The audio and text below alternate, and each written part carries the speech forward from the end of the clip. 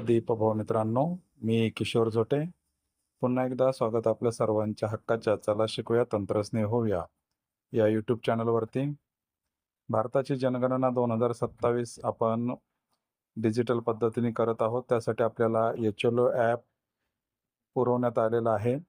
या HLO ॲपवरती आपण रजिस्ट्रेशन करताना अनावधानाने इंग्रजी भाषा जर निवडली गेली असेल, तर ती भाषा आपल्याला कशा पद्धतीने बदलता येऊ शकते, ते आपण समजून घेणार आहोत. तर आपलं हे HLO ॲप जे आहे, हे आपण इन्स्टॉल केल्यानंतर सुरुवातीलाच रजिस्ट्रेशन करताना आपण भाषा निवडली होती. तर मग आता भाषा बदलण्यासाठी सुद्धा आपल्याला तेच करावं लागेल, की पुन्हा नव्याने आपल्याला हे ॲप इन्स्टॉल करावं लागेल.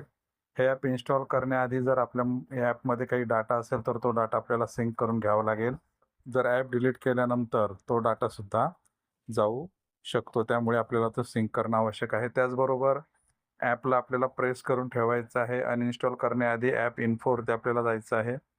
इथून आपल्याला स्टोरेज युजेसमध्ये जायचं आहे आणि इथून आपल्याला डाटा आणि कॅचे दोन्ही आपल्याला क्लिअर करून घ्यायचे आहेत. त्यानंतर आपल्याला हे ॲप जे आहे ते अनइन्स्टॉल इथे करायचं आहे. अनइन्स्टॉल करून आपल्याला ते पुन्हा इन्स्टॉल करून घ्यायचं आहे. इथे ॲपच्या सुरक्षिततेने आपल्याला स्क्रीन रेकॉर्डिंग करता येणार नाही. आपण फोटोच्या साहाय्याने समजावून घेऊयात.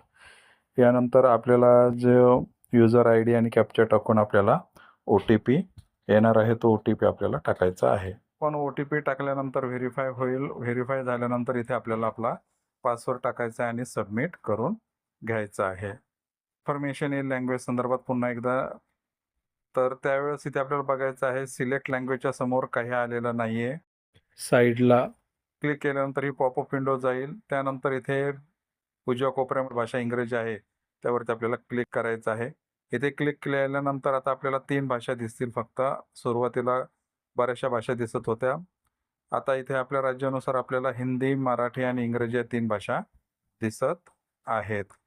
तर इथे आपल्याला भाषेची पुष्टी करा. इथे पुन्हा निवडलेली भाषा मराठी असं स्पष्ट दिसते का ते बघायचं आहे. पुष्टी करावरती क्लिक केल्यानंतर आपली जी भाषा आहे ती आपण इथे बदलू शकतो आणि त्यापुढे आपण आपला MPIN वगैरे टाकून नेहमीप्रमाणे आपलं ॲप जे आहे ते चालू करू शकतो.